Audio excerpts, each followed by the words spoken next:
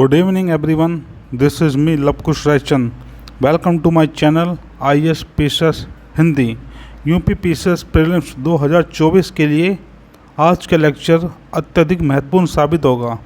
दोस्तों, इस लेक्चर में हम प्राचीन इतिहास के वो सभी क्वेश्चन देखेंगे जो आयोग द्वारा बार बार पूछे जाते हैं या उनके पूछने की संभावना अत्यधिक होती है। चलिए शुरू करते हैं। तो दोस्तों, सबसे पहला क्वेश्चन ये रहा आपकी स्क्रीन पे। किस विदेशी यात्री ने भारत का दौरा सबसे पहले किया था? तो दोस्तों ये किया था मेगास्थनीज ने। तो दोस्तों किसने किया था? मेगास्थनीज ने किया था। प्राचीन भारत में निम्नलिखित में से कौन सा विद्यालय अध्ययन का केंद्र नहीं था? तो दोस्तों ये था आपका कौशाम्बी। जो कौशाम्बी था, आपको यहाँ पे किसी प्रकार का कोई भी विद्यालय देखने को नहीं मिलता है। शून्य की खोज किसने की थी? तो दोस्तों ये की थी आपके आर्यभट्ट ने। जो हमारे आर्यभट्ट है, इन्होंने शून्य की खोज की थी। ये जो नवरत्न थे उनमें से एक थे आर्यभट्ट, जो थे आपके विक्रमादित्य के दरबार में। जो थे दोस्तों आपके विक्रमादित्य के दरबार में। महापाषाण संस्कृति 1500 ईसा पूर्व से 1000 ईसा पूर्व तक रही। इसे हम दक्षिण भारत के उस ऐतिहासिक युग से परिचित कराते हैं जब महापाषाण काल में उपयोग में लाए जाते थे। तो दोस्तों जो 1500 से 1000 ईसा पूर्व का समय था, उस समय जो दक्षिण भारत था वहाँ पे जो प्रयोग होता था, जो सबसे ज़्यादा परिचित थे लोग, वो थे दोस्तों बड़े पत्थरों के घेरी हुई समाधि के कारण। जो आपके बड़े पत्थर होते थे उनसे घेरी हुई समाधियाँ होती थी, जिसको कब्रविकी कहते हैं। चलिए अगला क्वेश्चन देखते हैं। किस पुस्तक का 15 भारतीय और 40 विदेशी भाषाओं में अनुवाद किया गया है? तो दोस्तों ये किया गया है आपके पंचतंत्र का। तो दोस्तों किसका किया गया है? पंचतंत्र का किया गया है। चलिए अगला क्वेश्चन देखते हैं। न्यूमिस्मैटिक्स क्या होता है? तो दोस्तों जो आपका न्यूमिस्मैटिक्स जो होता है, ये आपके सिक्कों एवं धातुओं के अध्ययन से संबंधित होता है। दोस्तों एक उपदेश था जिसको कहते हैं हित उपदेश या हितोपदेश। तो दोस्तों इसके लेखक थे आपके नारायण पंडित जी। तो दोस्तों कौन थे इसके लेखक? तो दोस्तों ये थे नारायण पंडित। नाट्य शास्त्र की रचना किसने की थी? तो दोस्तों ये की थी आपके भरत मुनि ने। विक्रम संवत जो था ये प्रारंभ हुआ था 58 ईसा पूर्व से। अंकोर वाट का जो मंदिर है ये कहाँ पे स्थित है? तो दोस्तों ये स्थित है आपके कंबोडिया में।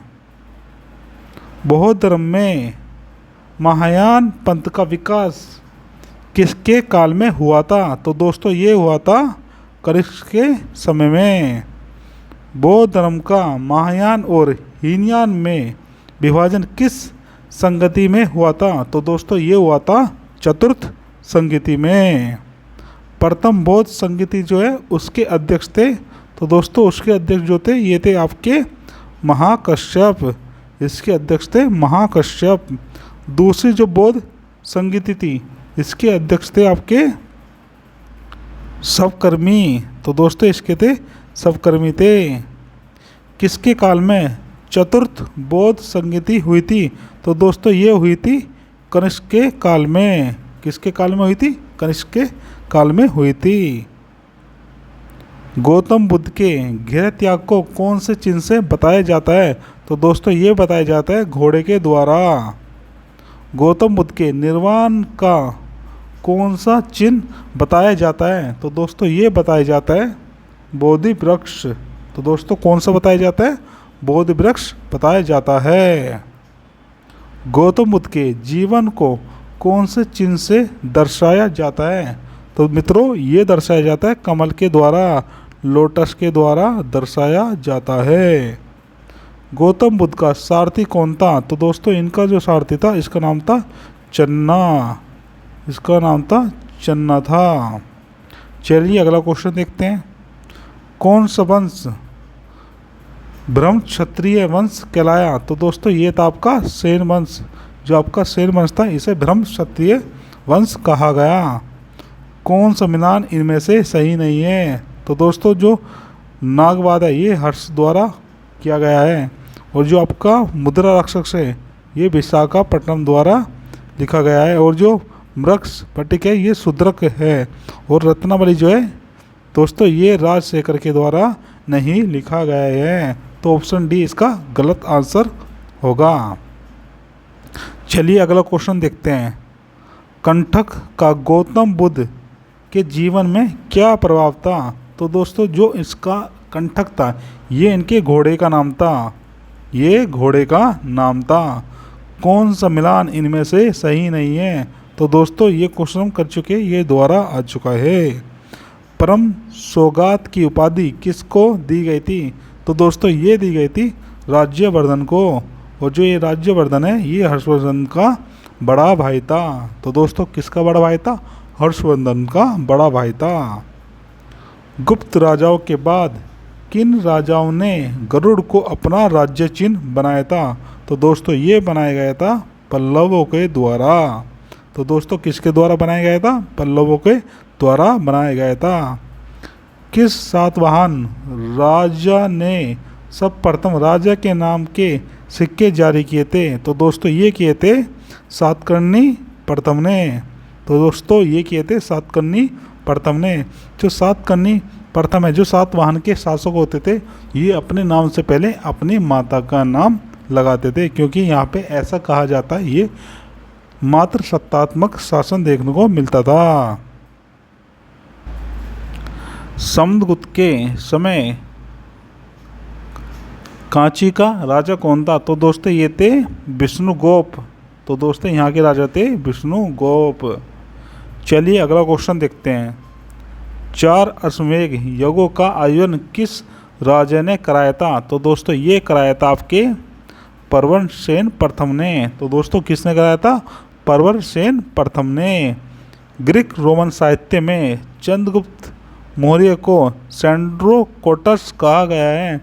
इसका उल्लेख सर्वप्रथम किसने किया था? तो दोस्तों ये किया था विलियम जोन्स ने।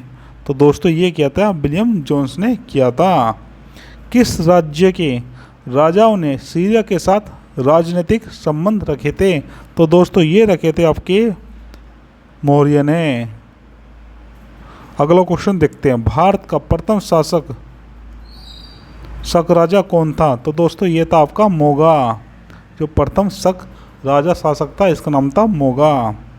स्ट्रेट गोज की नियुक्ति किसने की थी? तो दोस्तों ये की थी यवन ने। 190 ईसा पूर्व में बैक्ट्रिया के किस यवन राजा ने भारत पर आक्रमण किया था? तो दोस्तों ये क्वेश्चन आपके लिए बहुत इम्पोर्टेंट है, क्योंकि ये बार बार पूछा जाता है। तो दोस्तों ये थे डेमेट्रियस। तो दोस्तों कौन थे? ये थे डेमेट्रियस। प्रसिद्ध इंडो ग्रीक राजा मिनांडर ने अपनी राजधानी कहाँ बनाई थी? तो दोस्तों इसने बनाई थी तक्षशिला। जो आपका इंडो ग्रीक राजा था जिसका नाम था मिनांडर, इसने अपनी राजधानी जो है तक्षशिला को बनाया था। किस ग्रीक राजदूत ने विष्णु के समान स्तंभ बनवाया था? तो दोस्तों ये थे आपके हेलियोडोरस। तो दोस्तों ये थे आपके हेलियोडोरस। चलिए अगला क्वेश्चन देखते हैं। सर्वप्रथम सोने के सिक्के किस राज्य के राजाओं ने जारी किए थे? तो दोस्तों ये थे आपके यवन। तो दोस्तों ये थे आपके यवन। अगला क्वेश्चन देखते हैं। व्रत कथा की रचना किसने की थी? तो दोस्तों ये की थी आपके गुणाढ्य ने। तो दोस्तों ये की थी गुणाढ्य ने की थी। चलिए अगला क्वेश्चन देखते हैं।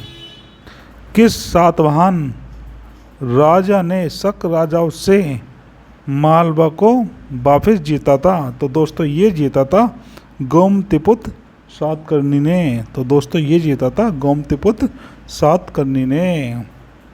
इनमें से कौन सा शिलालेख सातवाहन काल से संबंधित है। तो दोस्तों ये आपको देखने को मिलता है जो नासिक का शिलालेख है, इसमें आपको सातवाहन वंश के बारे में जानकारी प्राप्त होती है।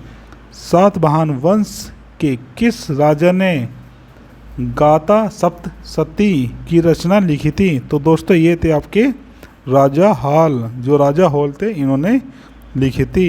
तो दोस्तों इसी के साथ हमने क्विक फास्ट रिवीजन कर लिया है और देख लिए यूपी पीसर्स द्वारा आयोग द्वारा किस प्रकार के क्वेश्चन पूछे जाते हैं। अगर दोस्तों आपको हमारी वीडियो अच्छी लगती है तो प्लीज़ चैनल को सब्सक्राइब कीजिए, कमेंट कीजिए और बताइए नेक्स्ट वीडियो आपको किस टॉपिक के चाहिए।